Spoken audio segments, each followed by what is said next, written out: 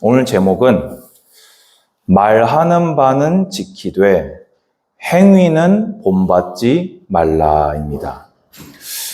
지금 이 본문의 시점은 예수님께서 십자가를 지시기 위해 예루살렘에 입성을 하신 후입니다. 그러면 고난주간 중이라는 말이 됩니다. 그럼에도 불구하고요, 예수님께서 그 고난주간을 보내시면서도 끝까지 기회를 주시고 회개하도록 하시고 부르셨어요. 그런데 이미 그들은, 유대 종교 지도자들은 본인 마음에 확정한, 하나님께로 마음을 확정해야 되는데, 하나님 더 알아가고자 열망하기를 확정해야 되는데, 자신의 배를 섬기기로 확정했기에, 자신들의 기득권 지키기로 확정했기에, 자신들은 예수님을 그리스도가 아니라고 확정했기에 끊임없이 예수님을 공격했습니다. 그래서 예수님께서는요, 가장 먼저 믿고 오히려 백성을 인도해야 될 지도자들이 외식하는 것을 아주 강하게 책망한 부분이 마태복음 23장 전체 내용이 되게 됩니다. 오늘은 책망하시는 메시지입니다. 이규광 목사가 제자교회 청년들을 책망하는 시간이 아니라 예수님께서 마음에 외식이 있는 자, 마음에 어떤 성경과 맞지 않는 것이 있는 모든 이후에 올 세대를 향하여 책망하신 말씀입니다. 그렇다면 여러분, 잘 찔리시기 바랍니다. 잘 찔리는 게 뭡니까? 건강하게 찔리는 것입니다. 건강하게 찔리는 것이 무엇입니까? 오해하지 아니하고 감정적으로 받지 아니하고, 내가 이 부분이 하나님과 맞지 않았구나. 이 예배를 드리며 내가 하나님께로 맞춰야겠구나가 잘 찔리는 것입니다. 성화의 예배가 되기를 주님의 이름으로 권면드립니다. 자, 그러면 무엇을 책망하셨습니까? 사실 1절에서 4절만 읽자고 한 이유가 있어요. 이게 전부였거든요. 언행불일치를 책망하셨어요. 우리 표현으로 해볼까요? 좀 더 쉽게. 겉과 속 다른 것을 책망하셨습니다. 그들은요, 서기관들과 바리새인들이 모세의 자리에 앉았다라고 되어 있습니다. 모세의 자리는요, 이 회당에서 서기관들이 율법을 가르칠 때 앉는 자리를 의미합니다. 어떤 상징적인 걸 얘기하는 게 아니라 실제로 있는 어떤 직분이라고 해야 됩니까? 역할이라고 해야 됩니까? 그 자리에 앉았다고 말씀하신 거예요. 이 학사 에스라 이후로 생긴 직분으로 알려져 있는데요. 교육과 재판을 겸하는 자리입니다. 그래서 그들은 시간이 흘러가면 흘러갈수록 뭐라고 자신들을 높였냐면요, 모세의 권위를 대행한다 자처했습니다. 모세는 모세고 자기들은 자기들이지. 자기들도 겸손히 모세의 율법을 받아서 율법을 따라야 되고, 자신들을 통해서 배우는 처지에 있는 자들도 그것을 따라야 하는데, 여러분, 그러면 이렇게 이 논리로 따지면 저는 예수님을 대행해서 제가 그런 권위를 여러분들께 부리면 되겠습니까? 예수님의 말씀은 제가 대언할 수 있겠죠. 근데 제가 예수님 대신 여러분에게 역할을 할 수는 없는 겁니다. 자, 그런데요, 그런 그들이 3절 보시면요, 그러므로 무엇이든지 그들이 말하는 바는 행하고. 자, 말하는 바는 행하라. 여러분, 이걸 잘 생각해 보셔야 됩니다. 바리새인들은 늘 예수님께 책망받는 자들이었어요. 그런데 그들이 말하는 것은 분명히 행하라 하십니다. 이게 뭘 의미할까요? 예수님께서 율법 폐기론자가 아니시라는 확실한 증거입니다. 오히려 율법을 완성하시고 그 정신인 사랑을, 하나님 사랑, 이웃 사랑을 끝까지, 세상 끝날까지 1.1획 빠뜨리지 않고 성취될 것을 말씀하신 분이에요. 바리새인들의 외식은 책망하셨어도 이것도 행하고 이것도 행하여야 하리라 하시면서 하나님의 말씀을 지켜 준행할 것을 예수님은 항상 강조하셨습니다. 여러분 아멘 하시기 바랍니다. 우리가 지금 의식법에서 예를 들자면은 우리가 하나님 사랑의 정신을 지키기 위해서 제가 지금 여기다 양을 잡아놓고 막 각을 뜨고 막 이렇게 안 하잖아요, 칼로. 그러니까 그 의식법은 십자가로 완성하셨기에 오히려 그것을 하는 것이 십자가의 원수가 되는 겁니다. 완성하신 분이 계시는데 그림자였던 거를 주인의 자리로 끌고 오는 것은 안 될 일이죠. 근데 하지만 그것이 의미하는 바는 반드시 믿어야 됩니다. 죄인의 죄는 스스로 사함받을 수 없고 피를 통해서 희생 제사를 통해서만 용서받을 수 있습니다. 완성하신 것이 누구십니까? 단 한 번의 제사를 통해서 구원의 길을 완성하신 큰 대제사장 예수님 아니십니까?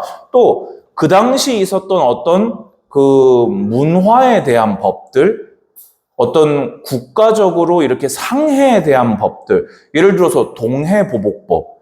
여러분 교회 다니는 청년들이 동해보복법으로 살아가면 어떤 일이 생길까요? 네. 바로 철컹철컹 철창가게 되어집니다. 그러니까 이해되시지요? 그런 법들은 예수님께서 완성하시고 문화적인 차이가 있기 때문에 저희가 그것을 지금 문자적으로 지키는 것은 곤란한 일입니다. 하지만 그 법이 왜 주어졌었는지, 그걸 통해서 주님이 그 당시에도 지금도 동일하게 의도하시는 바는 명백합니다. 근데 그것을 예수 그리스도만 믿으면 되지, 뭔 율법이야 라고 한다면 그 사람은 예수님과는 안 맞는 사람입니다.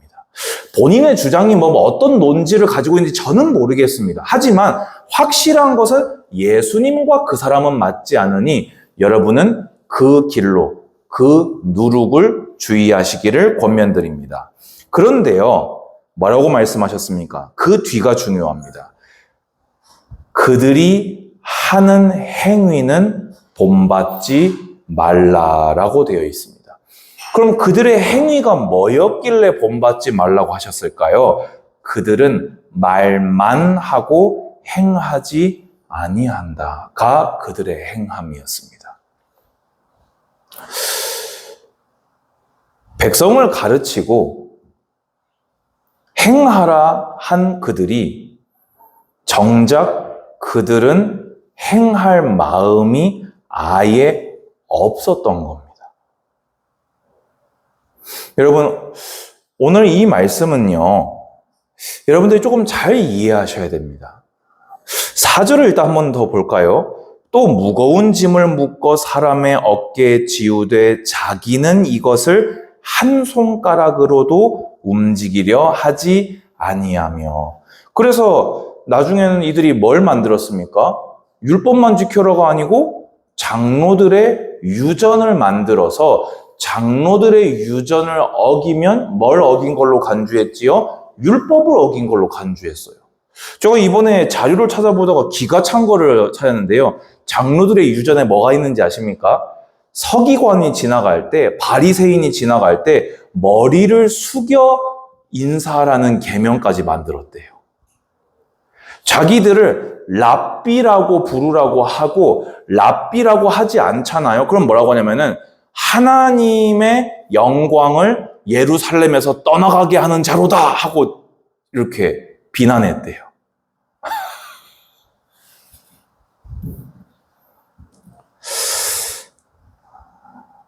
저는 사실 어제 이게 저의 한 구절이었거든요. 이것 말고 전하려고 머릿속에서 이렇게 싸우던 구절이 두 군데가 있었어요. 그런데 이 부분을 보면서 이것이 이 말씀을 전해야 되겠다. 왜냐? 저부터 너무 부끄러웠거든요. 여러분, 어떻게 생각하십니까? 목사는 자기가 순종할 수 있는 것만 가르치는 자입니까?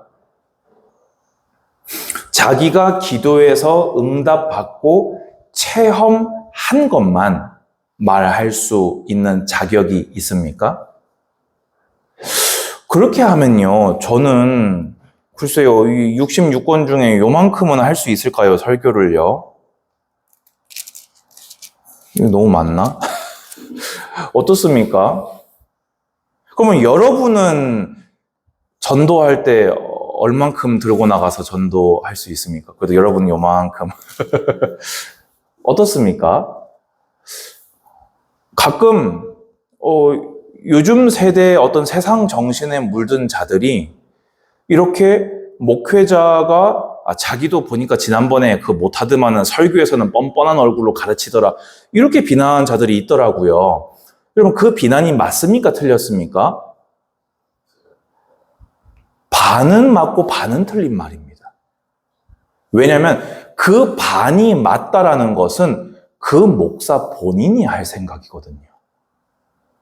반이 틀린 건 무엇입니까? 본인 또한 그러한 자이기 때문입니다.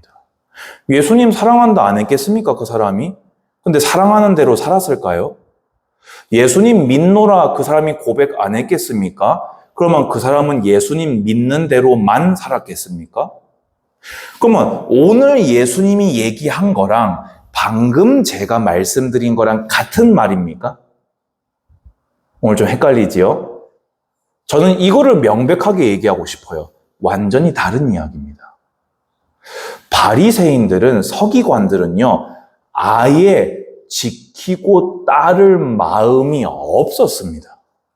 이미 마음에서 선이 그어져 있어요. 뭡니까? 이 밑에 나오는 5절 보면요, 모든 행위를 사람에게 보이고자 하나니가 그들의 행함이었거든요. 율법은 누구 보시라고 행하는 겁니까? 우리 주님 보시라고 행하는 거 아닙니까? 근데 그들의 마음에는, 예수님이 보신 그들의 마음은 아무도 아니라고 할 수가 없어요. 왜냐? 예수님은 보시면 아시거든요. 아니, 보시기 전에 아십니다. 이걸 제가 뭐라고 했지요? 오이다라고 했습니다. 사람은 눈으로 봐야 돼요. 사람은 경험해보고 알아요. 주님은 그냥 이미 우리를 알고 계십니다. 그런 주님께서 뭐라고요? 5절에 그들은 사람에게 보이기 위하여 행하는 자다. 그럼 그 말은 그들의 마음에 하나님을 향한 믿음, 하나님을 향한 사랑, 하나님 보시기에 순종이 없었다라는 말입니다. 오로지 뭡니까? 5절 보세요. 사람에게 보이고자 하나니 경문의 띠를 넓게 하며. 그 쉐마 있잖아요. 이마에다가 작은 함 넣어서 두루마리 그 말씀, 이스라엘아 들으라고 붙여놓고 다니거든요. 또 여기다가 이렇게 팔 안쪽에다가 붙였다고 합니다. 저도 정확하게 이것까지는 잘 보지는 못했는데, 근데 그거를요, 어떻게 했냐? 더 넓게. 그러니까 펄럭펄럭. 근데 좀 우습지 않습니까? 여기서 이렇게 넓게, 이렇게 해가지고, 이건 뭐, 강시 뭐 그런 것도 아니고, 이렇게. 근데 그거를 하면은, 사람들이 볼 때, 이렇게 막, 뭐라고 해야 됩니까? 더 경건하게 보인다고 생각했나 봐요. 또, 율법에 명한 그 옷 끝단 술 있죠? 이렇게 흰색실, 청색실로 명령했던 이방인과 하나님의 백성을 구별시켰던 그 표식이 있죠? 그거를 길게 펄럭펄럭하게 이렇게. 하나님이 실이 좀 더 길면은, 믿음이 좋구나, 그러십니까? 그 실이 짧으면, 아이고, 네 믿음이 너무 작구나, 그러십니까? 그걸 길게 한 이유는 뭐지요? 사람 보라고요. 6절, 7절 보면요, 잔치의 윗자리, 세상에서 영광받는 자리, 회당의 높은 자리, 종교적인 명예 얻는 자리, 시장에서 문안받는 것. 쉽게 얘기해서 지나가는데 얘기해가지고, 야, 인사해. 어이구, 라삐님 안녕하십니까? 하면 다 쳐다볼 거 아니에요. 지나가는데 이렇게 어유 라삐님이셨군요 해가지고 사람들 다 쳐다보고 뭐 라삐님 지나가신다, 뭐 이규광 라삐님 지나가신다 하면서 그러면 다 뭐 할 거예요? 다 고개를 다 숙이겠죠. 공공장소에서. 모두가 자기에게 절할 때 자기는 뭐 하고 있을까요? 이러고 있겠죠. 그들의 마음에는 사람에게로부터 얻을 영광과 교만과 명예욕으로 선이 그어져 있는 것입니다. 하나님을 기쁘시게 하기 위한 순종이 아니라 하나님을 사랑하고 이웃을 사랑하기 위한 계명의 가르침과 준수가 아니라 그들의 행함은 자신을 높이고 자신을 배불리기 위한 것이었기에 그들이 말하는 것은 행하고 그들이 행하는 것은 본받지 말라 하셨다는 것입니다. 하지만요, 저는 이 말씀을 그렇게만 들을 수는 없었습니다. 그래서 이 설교를 하고 있는 것입니다. 여러분, 저는 제가 여러분들께 몇 번 당당하게 선언한 것처럼 저도 때로는 잘 안 믿어지고 잘 모르겠는 것도 성경에서 나오면 가르칩니다. 저는 정오 예배하거나 이렇게 할 때요, 여러분 아시겠지만 설명하기 쉬운 성경 구절이나 은혜로운 성경 구절이 있다고 해서 웬만해서 어제 읽은 성경으로 설교하지 않습니다. 기억나실 거예요. 거의 그날 읽은 말씀으로 설교합니다. 왜 그럴까요? 최대한 제가 그거를 거르지 않으려고 하는 겁니다. 때로는 애매하고 때로는 이 사람이 힘든데 더 책망하는 말씀이 나와도 그냥 그대로 하려고 합니다. 때로는 제가 볼 때에도 저도 잘 못하는 게 나오면 오히려 일부러 더 하기도 합니다. 왜냐하면요, 그 말씀이 우리에게 필요한 오늘 우리에게 주시는 때를 따라 돕는 은혜임을 믿기 때문입니다. 여러분들이 뭘 퍽이나 뭘 잘 못합니까? 믿음은 그래도 고백하십시오. 하나님 말씀 보며 예 주님 누가 갈까 하면 예 주님 제가 가겠습니다 하십시오. 하라 하면 다 못하게 생겨도 예 주님 제가 해보겠습니다. 제가 합니다 라고 하십시오. 오늘 함께 하심이 두려움과 염려와 근심과 유혹 때문에 막 흔들려도 주님 저와 함께 하시지요. 믿음 고백하십시오. 아멘. 그런데요, 이렇게 제가 여러분들 앞에 서서 지금 이렇게 가르치고 있으면서도 제 마음에 꺼져서는 안 될 열망이 있고 여러분들에게 꺼져서 안 될 열망이 하나가 있습니다. 그게 뭐냐면요, 그래도 이 말씀대로 살고 싶다. 내가 말한 거대로는 다 행하고 내가 행하는 대로는 본받으면 안 되지만 그래도 내 행하는 게 내 말하는 것, 내가 가르친 것과 99.99999%까지 닮아가도록 그렇게 하겠다. 하기를 바란다.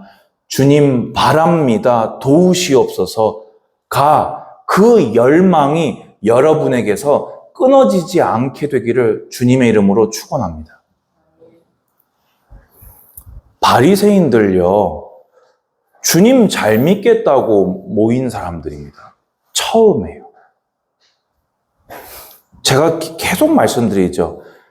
교회는 성경으로 개혁되어야 합니다. 그리고 개혁된 교회는 끊임없이 개혁되어야 합니다. 구원받은 성도는 하나님께서 성화하십니다. 그 성화의 도구로 인격적인 인생을 도구로서 사용하십니다. 성화되고자 하는 열망을 멈추는 순간 타락은 시작됩니다. 성화하고자 하는 열망을 매일 멈추지 마시기 바랍니다. 여러분이 믿는다 한 그 고백을 행하려 하십시오. 여러분이 함께 하신다 한 그 함께를 여러분이 믿고 맡겨버리십시오. 한번. 어떻게 되는지. 여러분들이 구한 거 주님이 어떻게 응답하시나 끝까지 기다려 한번 보시지 않겠습니까? 여러분들이 미워한 그 죄악, 싫다고 혐오한 그 죄악을 여러분들이 정말 혐오해 보시지 않겠습니까? 이것을 완벽하게 못 해내실 겁니다. 저도 평생 죽는 그 순간까지 제가 설교한 것 반도 못 지키고 죽을 수도 있습니다. 하지만 저는 멈추지 않을 겁니다. 제가 성경을 통해 외친 이것, 그것대로 살려고 할 것입니다. 다 못한다는 거 알아요. 성화는 죽어야 끝난다는 거 알아요. 하지만 하루라도 그 하루에서 조금이라도 더 우리 주님께 칭찬받기를 원합니다.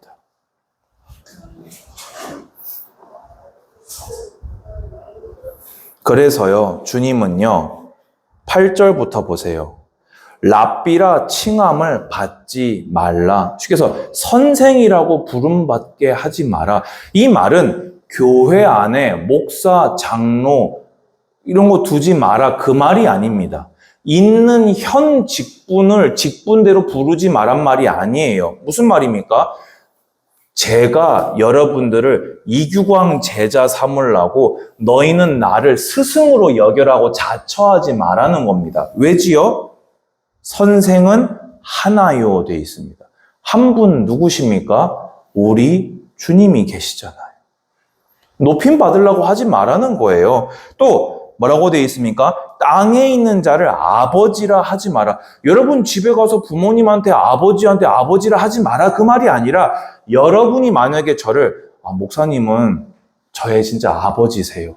이거 하지 말라는 겁니다. 왜입니까? 그렇게 할 분이 이미 계시잖아요. 하늘 아버지가 계시는데 왜 은근히 이런 거 하지 말라는 거예요. 죄송합니다. 예, 아침 드시고 오신 분들은 미안합니다. 근데 이런 거를 이들이 바랬다는 거예요. 이렇게 하고 산다는 거예요. 그리고 현대 목사님들도 은근히 마음 한켠에 이런 생각이 있을 수 있어요. 목사님이 제 진짜 아버지세요. 저는 목사님이 가자고 하시면 따릅니다. 되게 좋아 보이잖아요. 정말 위험한 말입니다. 성경과 안 맞다라는 걸 알면서도 내가 아버지로 모신 목사님이기 때문에 그분을 끝까지 따라가는 분들도 있습니다. 예수님은 뭐라고 하셨다고요? 아버지는 한 분밖에 없다. 너희 마음에 너희가 아무것 고민해보지 않고 무작정 따라도 될 의지할 아버지는 하늘 아버지 한 분밖에 없노라 주님이 가르치셨습니다. 여러분, 제가 이상한 소리 하잖아요. 목사님한테 일러요. 따르지 말고 목사님한테 전화해요. 오해였으면 다행이죠. 제가 그거 가지고 여러분들한테 네가 한지해, 네가 어떻게 감히 나를 목사님한테 꼰질러 안 할게요. 제가 헛소리를 하면 일러요. 교회를 지켜야죠. 일러야죠. 그거는요. 그리고 따르지 마세요. 제가 말하는 게 성경과 다른 말이 나올 때 따르지 마세요. 여러분이 따를 아버지는 하늘 아버지밖에 없습니다. 아멘? 지도자라 칭함 받지 말라. 똑같아요. 같은 말입니다. 너희 중에 큰 자는 섬기는 자가 되어야 하리라. 여러분 중에서 최고 권위가 뭔지 아십니까? 여러분이 가장 낮은 자리에서 청년부를 섬기는 분이 계시다면 그분이 가장 큽니다. 그분이 예수님을 가장 닮은 자입니다. 누구든지 자기를 높이는 자는 낮아지고 누구든지 자기를 낮추는 자는 높아지리라. 예수님께서 하나님이신 그분이 가장 낮아지사 사람이 되셨어요. 사람이 오셔서도 영광받지 아니하시고 저주받을 자로 나무에 달리신 그분을 성부께서 모든 이름 위에 뛰어난 이름으로 승귀시켜 주셨습니다. 여러분, 우리 다 못하겠죠? 괜찮아요. 주님은 우리가 다 못한다는 것까지 아시고 예수 그리스도를 보내셨거든요. 우리가 다 할 수 있으면 다 하라고 하면 되지 뭐하러 하나님의 아들 예수님을 보내서 영생 주시겠습니까? 너 다 할 수 있잖아. 해내가지고 네 영생 얻으라고 하셨겠지. 왜 예수님께서 우리를 위해 십자가를 지셨겠냐고요.